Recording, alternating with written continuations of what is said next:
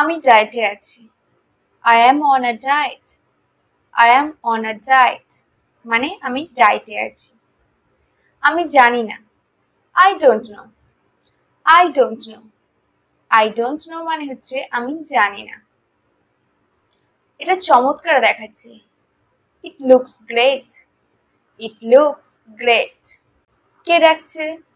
Who is calling? Who is calling?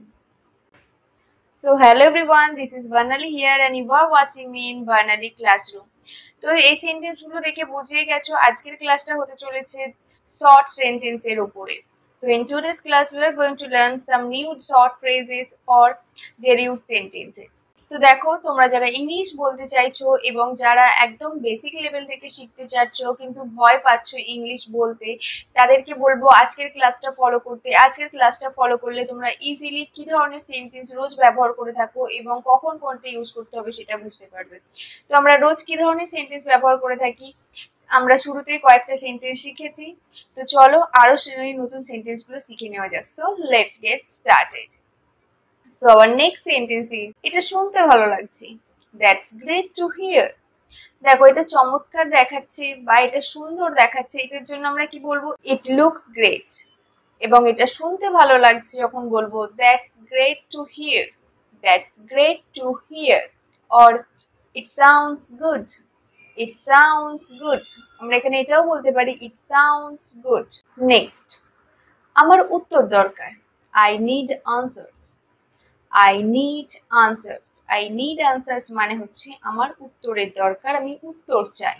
আপনি এটা করতে পারলেন। You could do it.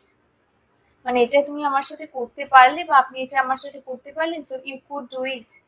আপনি এটা করতে পারলেন। তো দেখো আমরা ছোট ছোট সেন্টেন্স গুলোকে অ্যাড করে করে বড় সেন্টেন্স বানাই।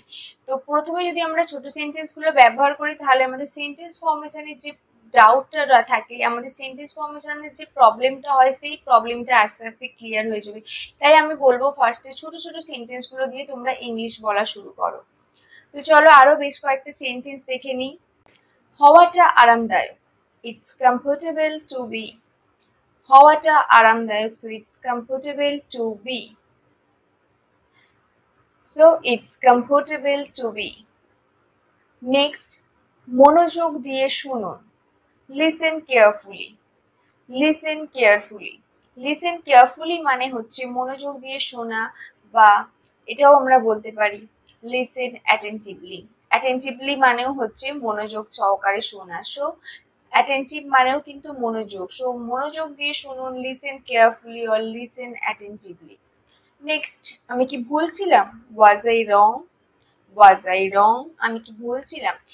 একমাত্র দেখো আই ওয়াজ রং মানে হচ্ছে আমি ভুলছিলাম, কিন্তু যখন আমরা প্রশ্ন করব তখন আমরা কি করব? অক্সিলারি ভার্বটাকে আগে করে দেবো। তো আমি ভুলছিলাম আই ওয়াজ রং, এবং যখন তুমি জিজ্ঞাসা করবে, যখন প্রশ্ন করবে আমি কি ভুলছিলাম, আর এটা হচ্ছে ইয়েস নো প্রশ্ন, কারণ আমরা এটা হ্যাঁ বা না উত্তর দিতে পারি। তো আমি কি ভুলছিলাম? তো ওয়াজ আই রং? নেক্সট, আপনি কি চিন্তিত? Are you worried? Are you worried মানে আপনি কি চিন্তিত। এইটার ক্ষেত্রেও দেখো সেম একই, ইউ আর ওরিড মানে তুমি চিন্তিত, কিন্তু তুমি কি চিন্তিত যখন প্রশ্ন করা হবে, প্রশ্ন করা মানেই হচ্ছে অক্সিলারি ভার্বটা আগে চলে আসবে। So are you worried? You are worried সেটাকে আমরা যখন প্রশ্ন করব আর ইউ ওরিড হয়ে যাবে। নেক্সট, আমরা কোথায় দেখা করব? Where will you meet? Where will we meet? আমরা কোথায় দেখা করব? তো আমরা কোথায় দেখা করব? Where will we meet? যোগাযোগ রেখো বা যোগাযোগ রাখো। Keep in touch. Keep in touch. Keep in touch মানে হচ্ছে যোগাযোগ রেখো বা যোগাযোগ রাখো। নেক্সট, আমি এটা তৈরি করেছি। I have made it. I have made it.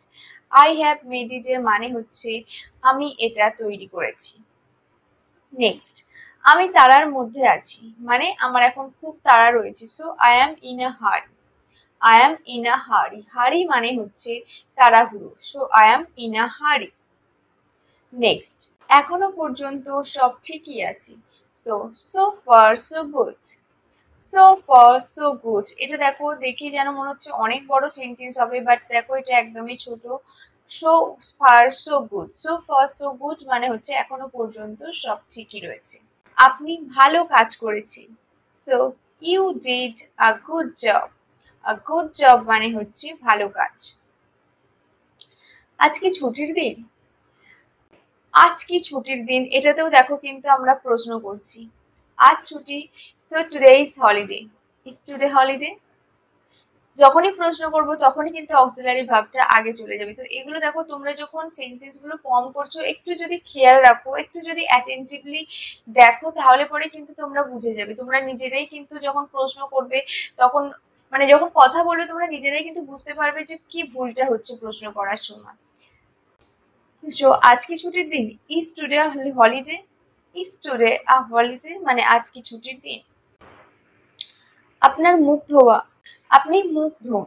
এটা আপনার মুখ ধোয়া না, এটা হবে আপনি মুখ ধোন। So wash your face. Wash মানে হচ্ছে ধোয়া। Wash your face. Wash your face মানে হচ্ছে আপনি মুখ ধোন। নিজেকে নিয়ন্ত্রণ করুন। Control your self. Control your self. Control মানে হচ্ছে নিয়ন্ত্রণ করা। নিজেকে নিয়ন্ত্রণ করুন। Control your self. আমাকে সাহায্য করো। Help me.